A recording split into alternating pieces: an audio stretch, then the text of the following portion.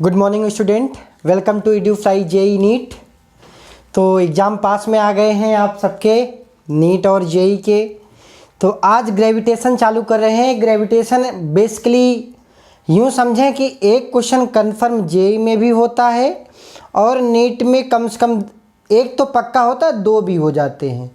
तो कहने का मतलब जो ग्रेविटेशन का आज जो क्रैश कोर्स में अपन पढ़ रहे हैं, ग्रेविटेशन पूरे कॉन्सेप्ट्स को कवर करेंगे, सारे कॉन्सेप्ट सारे फार्मूलेज को कवर करेंगे। तो पूरा वीडियो जो है वो लास्ट तक देखें और इस बात की गारंटी है कि एक क्वेश्चन कन्फर्म रहेगा, चाहे वो जिस भी पार्ट से इसमें से पूछेगा, लेकिन एक क्वेश्चन कन्फर्म रहेगा।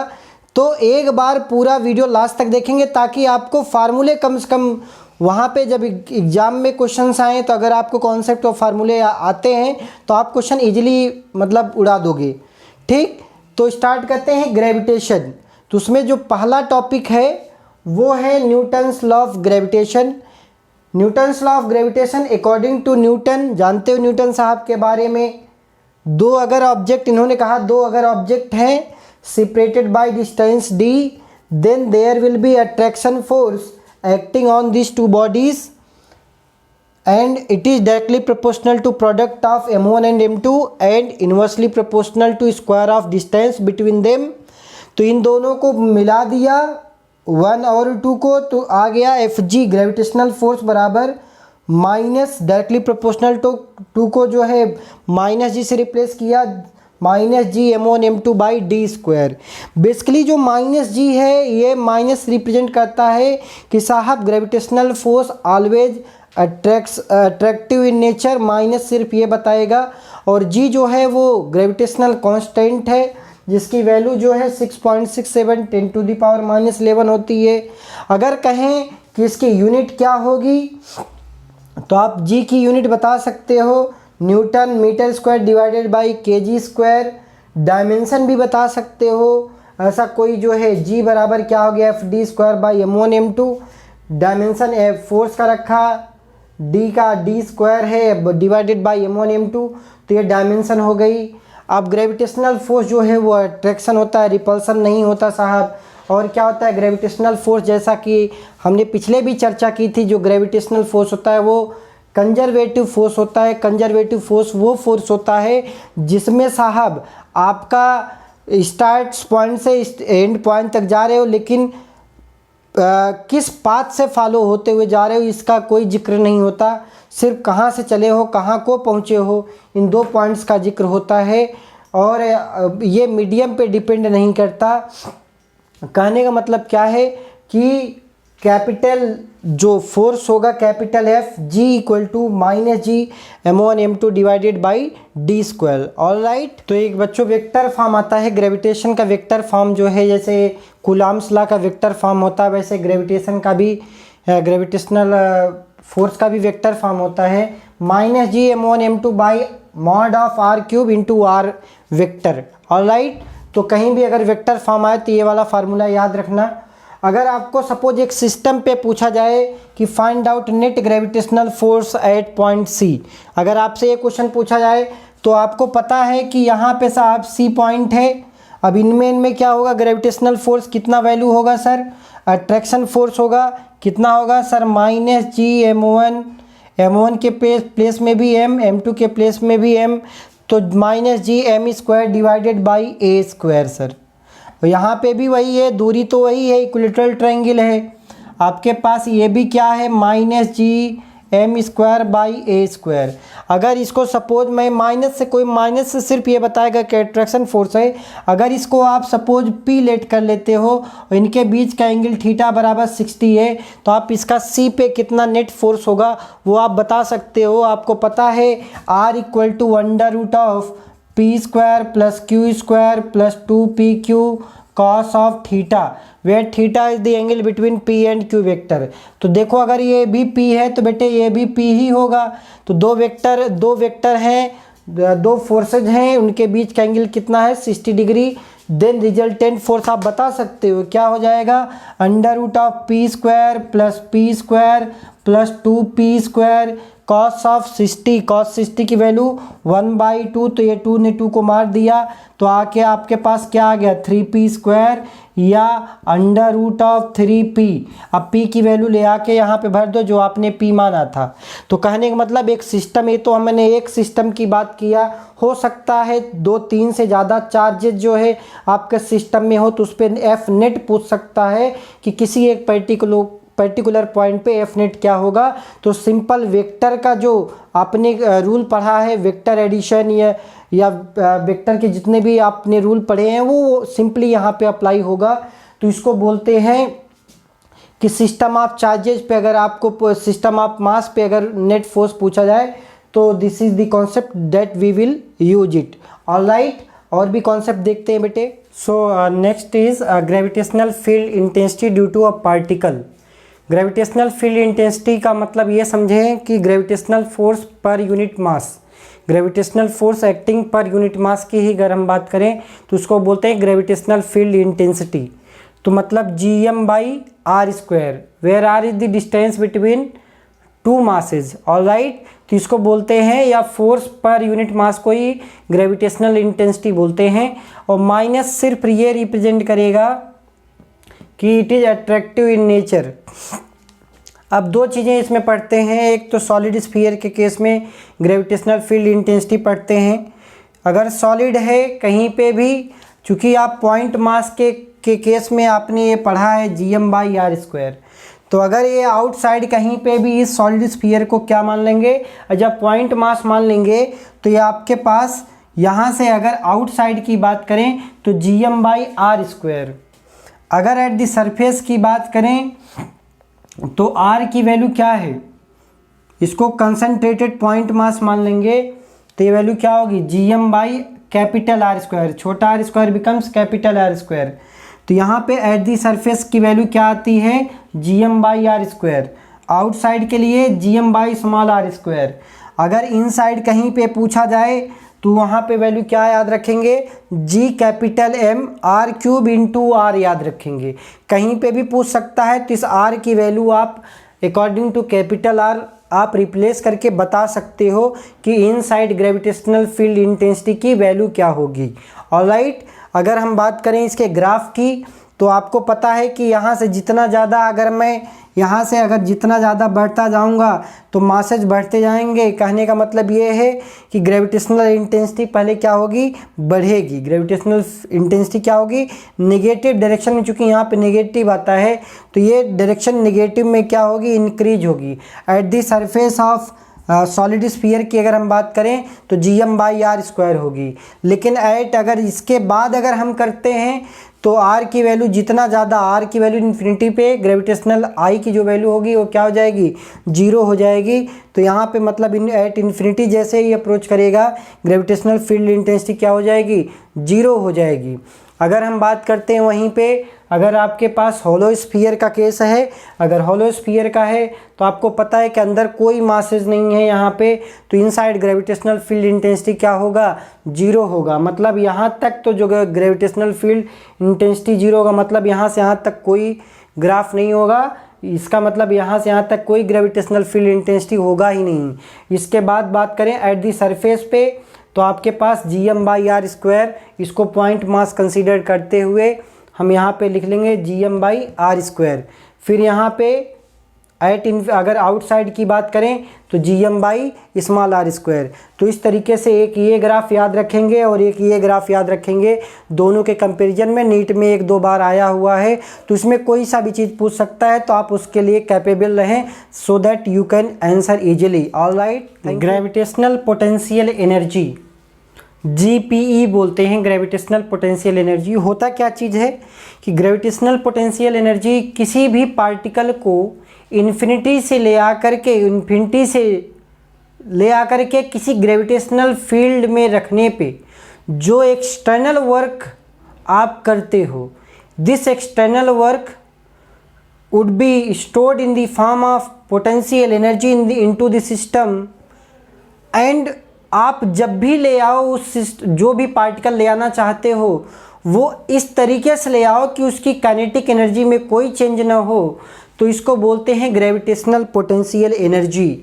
या फिर से समझें कि किसी भी पार्टिकल को जो इन्फिनिटी पे रखा हुआ है, उस पार्टिकल को इन्फिनिटी से, चूँकि इन्फिनिटी पे ग्रेविटेशनल पोटेंशियल एनर्जी क्या होती है, जीरो होती है। मैंने रेफरेंस पॉइंट पे या आपने रेफरेंस पॉइंट पे सेट करना होता है और ये मानना होता है कि कहीं एक रेफरेंस पॉइंट है। मैंने वो रेफरेंस पॉइंट इन्फिनिटी पे माना, तो यहाँ पे अगर इन्फिनिटी से इस मास m को ले आकर के ग्रेविटेशनल फील्ड में रखने पे कहीं पे भी आपने r दूरी पे रख दिया, अब जो आपने वर्क किया, आप एक्सटर्नल एजेंट हो, तो जो आपने वर्क किया सिस्टम पे वो क्या होगा, it will stored in the form of potential energy into the system and it's value is -G m1m2 divided by r।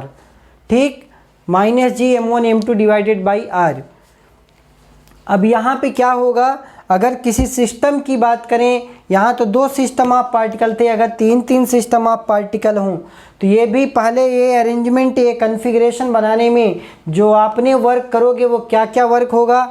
तो U total gravitational potential energy total बराबर U12 के बीच में, U13 के बीच में और U23 के बीच में। तो ये कन्फिग्रेशन बनाने के लिए आपको इतनी अमाउंट ऑफ एनर्जी की ज़रूरत होगी, तो आप इतना वर्क डन सिस्टम को बनाने में करोगे।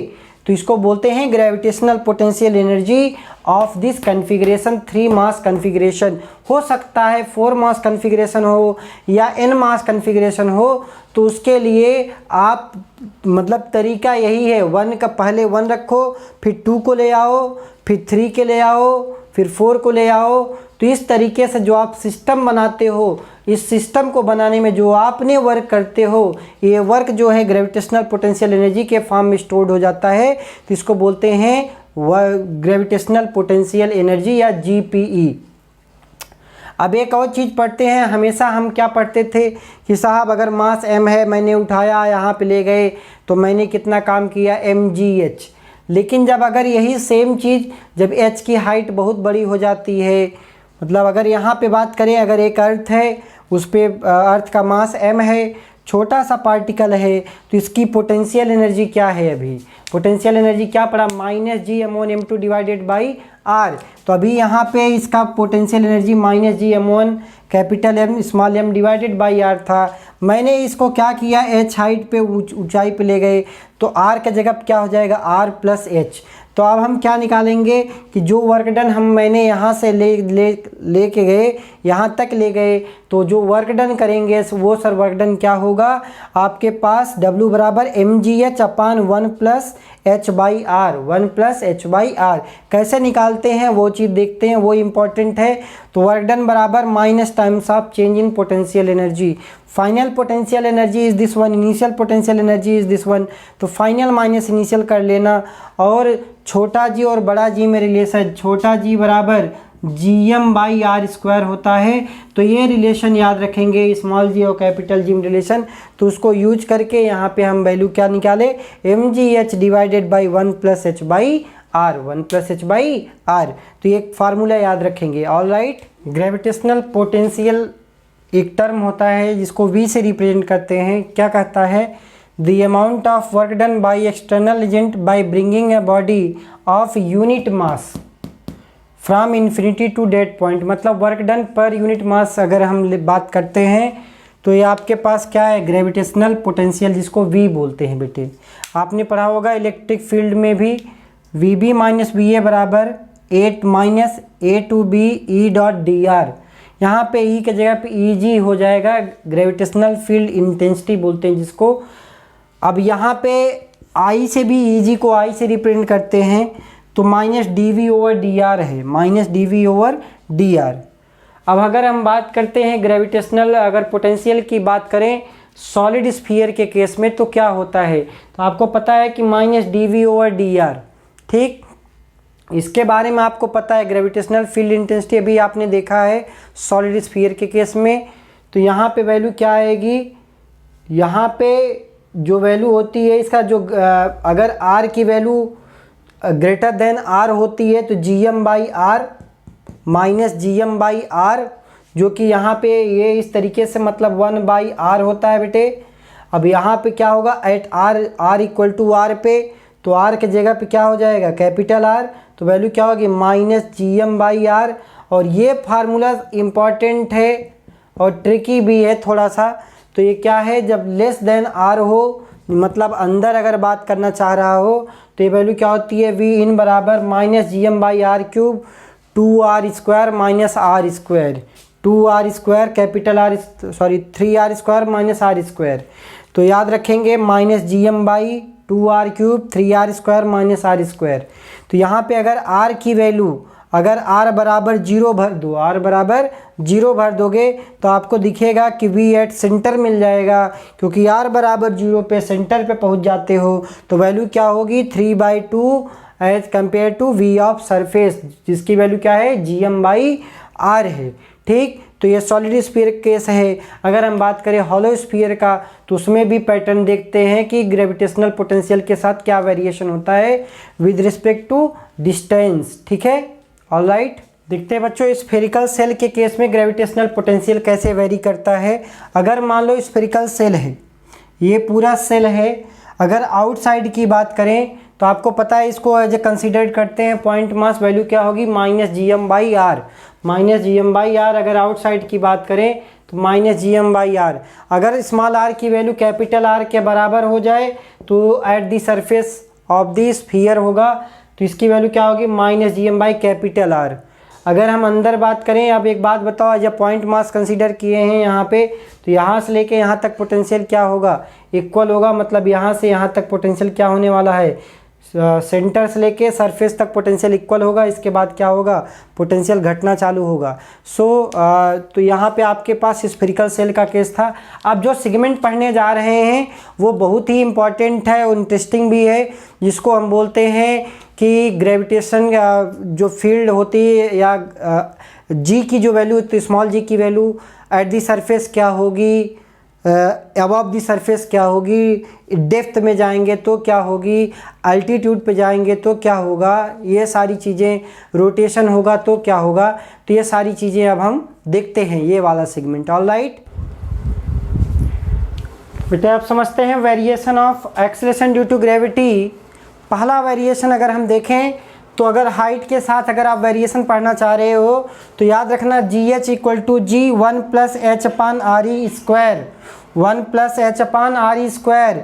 या अप्रॉक्सीमेशन लेने पे अगर h की वैल्यू 150, 100, 200 किलोमीटर, 500 किलोमीटर तक है तो आप ये डायरेक्ट वैल्यू रखना G' बराबर G 1 + 2h/RE। ये याद रख लेना हमेशा के लिए फार्मूला, ये हमेशा के लिए। अगर h की value in compare to r, radius of earth 6400 kilometre होती है। अगर 100, 200, 500 किलोमीटर के लिए बात करें तो ये वाला फार्मूला लगाना। अगर h बहुत ज़्यादा बड़ा हो तो ये जो जनरल फार्मूला लगाते वो ये लगाना। अगर डेप्थ में बात करें, अगर ये अर्थ सरफेस है, d डेप्थ नीचे जाते हो तो GD बराबर G 1 - d/RE, 1 - d/RE। RE is the radius of earth and d is the, जितना डेप्थ जाओगे वो वैल्यू रख देना यहाँ पे, वो आपके पास आ जाएगा GD की value at D depth D। All right, अगर रोटेशन की वजह से चूंकि अर्थ रोटेट करती है, यहाँ पे एंगुलर रोटेशन ओमेगा है, तो अगर आपके पास पूछा जाए कि देखो ये पोल होता है, ये इक्वेटर होता है, कहाँ पे रेडियस ज़्यादा है भाई, ये रेडियस ज़्यादा होगा, रेडियस ज़्यादा होगा। रेडियस जितनी ज़्यादा होती है जी की वैल्यू उतनी कम होती है। तो कहाँ पे कम होगा, इक्वेटर पे जी की वैल्यू कम होती है और पोल पे ज़्यादा होती है। अगर रोटेशन की वजह से पूछे कि मान लो कि यहाँ पे अगर आपके पास साइन, यहाँ पे जो फाई है बेटे, यहाँ फाई यहाँ से ले लेना। अगर फाई की वैल्यू 0 भर दोगे यहाँ पे तो जी इफेक्टिव की वैल्यू क्या होगी, सिर्फ जी होगी, क्योंकि साइन फाई क्या हो जाएगा, फाई की वैल्यू 0 पे ये वैल्यू क्या हो जाएगी, 0 हो जाएगी। तो ये वैल्यू क्या होगी, जी इफेक्टिव, जी सिर्फ जी होगा, वो भी कहाँ पे, एट दी पोल। अगर आपसे इक्वेटर पे पूछता है कि इक्वेटर पे क्या होगा तो जी फाई की वैल्यू क्या हो जाएगी 90 डिग्री, साइन 90 की वैल्यू 1, स्क्वायर 91, तो g effective at the equator value क्या होगी, जी -r ओमेगा स्क्वायर। अगर आपको कहीं पे भी पूछ सकता है फाई की कोई सी वैल्यू पे अगर आपसे निकलवाना चाहे तो सब कुछ निकलवा सकता है। तो ये बात याद रखना, due to rotation of the earth कहीं पे भी अगर जी निकालना पड़े on the surface of earth तो आप ऐसे बता सकते हो। अगर हम सरफेस पे बात करें न रोटेशन को कंसीडर किया न कोई कंसीडरेशन है, तो g बराबर gm/r² है, gm/r²। m क्या है, मास ऑफ द अर्थ है, and r is the radius of the अर्थ है। g क्या है, यूनिवर्सल ग्रेविटेशनल कांस्टेंट जो आप पढ़ते हो। तो ये variation of acceleration due to gravity है। तो ये चारों फार्मूले हमेशा याद रखना, मे भी इसमें से नीट में बहुत सारे क्वेश्चन बन सकते हैं। ऑलराइट, एस्केप वेलोसिटी क्या होती है कि किसी भी सरफेस से अगर कोई पार्टिकल है उसको इतनी स्पीड दे दो कि वो ग्रेविटी को क्रॉस कर जाए, तो उसको बोलते हैं एस्केप वेलोसिटी। यहाँ पे वैल्यू क्या आती है, √gm/r, √2gm/r। तो याद रखेंगे ये बात, √2gm/r। तो इसकी वैल्यू 11.2 किलोमीटर पर सेकेंड आती है। इसकी वैल्यू 11.2 किलोमीटर पर सेकेंड आती है। मतलब अर्थ के सरफेस से अगर इतना स्पीड के दे दो तो अर्थ के सराउंडिंग में कभी आएगा ही नहीं, ग्रेविटी में आएगा ही नहीं। ठीक, ऑर्बिटल वेलोसिटी क्या होती है, gm/r। ठीक, अब टोटल एनर्जी क्या होती है, -gm1m2 डिवाइडेड बाई 2r। आपको टोटल एनर्जी, काइनेटिक एनर्जी और पोटेंशियल एनर्जी में रिलेशन याद होना चाहिए। तो टोटल एनर्जी और काइनेटिक एनर्जी का जो दोनों का मैग्नीट्यूड है वो बराबर होता है पोटेंशियल एनर्जी बाई 2। अब t² directly proportional to r³, इस पे कई बार क्वेश्चन आए हैं। t² directly proportional to r³ क्या पढ़ा है, this is Kepler's third law पढ़ा होगा कि time period of any satellite, square of time period of any satellite is directly proportional to the cube of the semi major axis या line joining between semi major axis, मतलब r³। t² directly proportional to r³। अगर हम बात करते हैं area broadcasting, एक बार JEE main advance में पूछा है, तो 2πre² divided by re plus h। Basically area broadcasting क्या होता है कि मान लो एक सैटेलाइट यहाँ पे है, h हाइट यहाँ से, तो इसका एरिया कितने सरफेस पे पड़ेगा, कितना इस एरिया कवर करेगा, इसको बोलते हैं एरिया ब्रॉडकास्टिंग एरिया बोलते हैं। ठीक, तो जितने सरफेस पे, तो ये वैल्यू कैसे निकालोगे, 2πr² by r plus h। Alright, Jio stationery satellite, दो तरीके की सैटेलाइट होती हैं, एक पोलर सैटेलाइट, दूसरा जियो स्टेशनरी सैटेलाइट। जियो स्टेशनरी सैटेलाइट को ऐसे समझेंगे कि वो सैटेलाइट जिनका टाइम पीरियड अर्थ के टाइम पीरियड के बराबर है।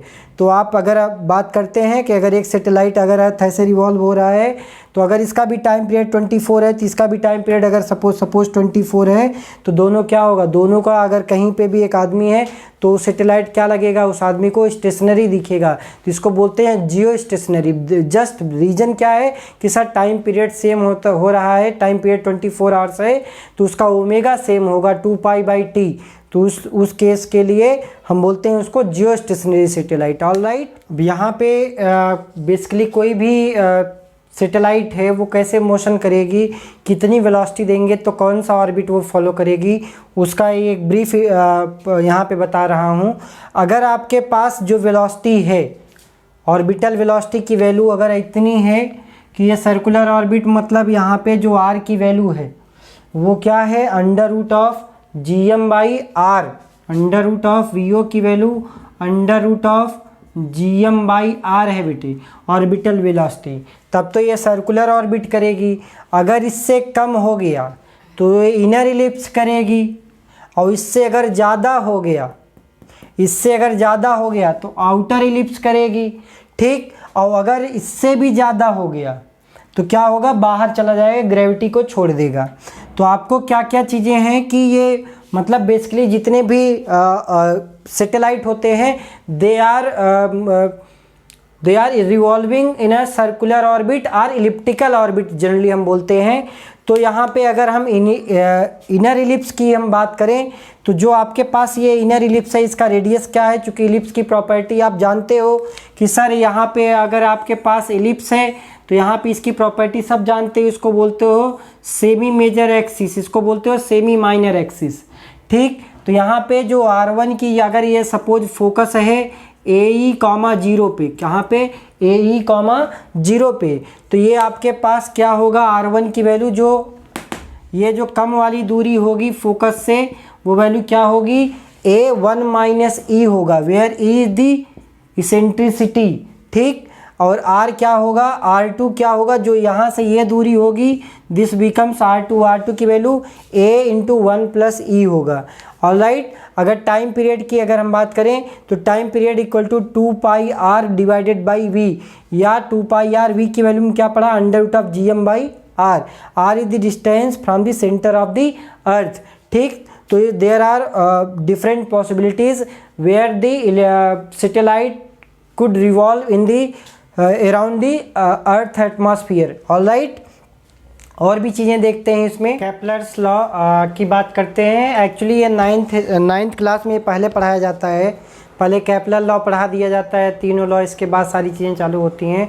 लेकिन 11th में जब आते हो तो आपको केपलर लॉ जो है लास्ट में पढ़ाया जाता है। बेसिकली क्या है, all the planets, first law ये कहता है लॉ ऑफ ऑर्बिट, क्या बोलता है, लॉ ऑफ ऑर्बिट क्या बोलता है, all the planets revolve around the sun in elliptical orbit and sun is the one of the foci. ठीक, मतलब जितने भी प्लैनेट्स हैं वो इलिप्टिकल ऑर्बिट में रिवॉल्व करते हैं अराउंड द सन, और सन एक फोकस पे होता है। ये आपको पता है इलिप्टिकल ऑर्बिट होगा, तो यहाँ पे ये वैल्यू क्या होगी, ये कम होगा। इसको बोलते हैं पेरिजी, इसको बोलते हैं अपोजी, क्या बोलते हैं, अपोजी, इसको पेरिजी बोलते हैं। तो ये दूरी क्या है आपके पास, कम दूरी है r1, तो r1 की वैल्यू क्या है, 1 माइनस ई इंटू ए, 1 माइनस ई इंटू ए। और ये जो दूरी बड़ी वाली है ये क्या है, 1 प्लस ई इंटू ए। ठीक, अगर यहाँ पे वेलोसिटी ए वीपी है और यहाँ पे वेलोसिटी वी ए है, तो इसका रेशियो पेरिजी पे वेलोसिटी डिवाइडेड बाई अपोजी का जो वेलोसिटी का रेशियो है वो क्या है, 1 minus e divided by 1 plus e, या r p by r a का रेशियो होता है। अगर ओमेगा के फॉर्म में पूछा जाए तो आप ओमेगा के फॉर्म में अपोजी डिवाइडेड बाई पेरिजी का जो ओमेगा की स्पीड होगी वो क्या होगी, 1 माइनस ई का होल स्क्वायर, या 1 minus e divided by 1 plus e का होल स्क्वायर।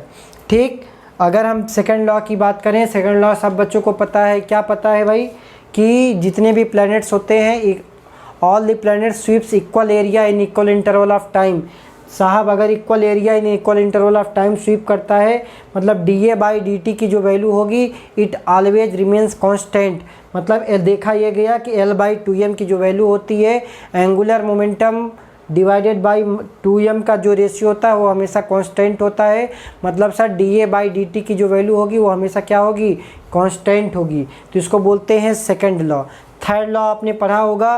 थर्ड लॉ क्या कहता है, t square directly proportional to r cube, t square directly proportional to r cube. मतलब the time period of any planet, the square of time period of any planet around the sun is equal to cube of the semi major axis. ठीक है, तो आपको ये सारी चीज़ें पता होंगी। और भी एक दो कॉन्सेप्ट है वो सारे देखते हैं बेटे। This is the last concept that is known as binary star system. Binary star systems होते क्या चीज़ें हैं, two stars of mass m1 and m2 from a stable system when they moves in a circular orbit about their centre of mass under their mutual gravitational attraction. कि उसका centre of मास जो है वो दोनों के ग्रेविटेशनल अट्रैक्शन की वजह से अगर सपोज स्टेबल में है तो उसको बोलते हैं बाइनरी स्टार सिस्टम। सपोज यहाँ पे मास m1 था, वेलोसिटी v1 थी, सेंटर ऑफ मास से दूरी r1 है। सिमिलरली यहाँ पे मास m2 है, small m2, suppose this is small m2 and velocity v2 and radius is r2। तो आपको सब सेंटर ऑफ मास की सारी प्रॉपर्टी पता है कि क्या r1 की वैल्यू क्या होगी, m2r divided by m1 plus m2, r2 की वैल्यू क्या होगी, m1r divided by m1 plus m2, और क्या उनके बीच में जो ग्रेविटेशनल फोर्स लगेगा जी m1 m2 बाई r लगेगा। सपोज यहाँ से यहाँ के बीच की दूरी r है, टोटल दूरी इज r, और m1 r1 बराबर m2 r2, और जो इनके बीच का जो ग्रेविटेशनल फोर्स होगा वो क्या सेंट्रीपिटल फोर्स के बराबर होगा, m1 v1 square by r1, similarly m2 v2 square by r2। So these are the basic equation where you can use and find out the and you can easily find out the unknown value either v2 or v1 or r1 and r2। so आज के लिए यहाँ पे gravitational पूरा जितने भी concept होते हैं, चाहे वो एस्केप वेलोसिटी से रिलेटेड हो, चाहे ऑर्बिटल वेलोसिटी से, या फिर एक्सेलरेशन ड्यू टू ग्रेविटी से रिलेटेड हो, या फिर कोई सा भी कॉन्सेप्ट हो एक्सेलरेशन ग्रेविटेशन का, वो सारी चीज़ें हमने यहाँ पे कवर कर दिया है। आप एक बार बस चीज़ों को पूरा पूरा वीडियो एक या दो बार पूरा रिवाइज करेंगे, आपको फार्मूले पूरे पता हो जाएंगे, तो आप जो जेईई और नीट का एग्ज़ाम है उसमें आप अच्छा परफॉर्म कर सकते हो। आप क्वेश्चंस की प्रैक्टिस करते रहें। वैसे मैं नीट के क्वेश्चंस कल लेके आऊँगा ग्रेविटेशन पे बेस्ड। तो आज के लिए बस इतना ही। Thank you all of you, thank you.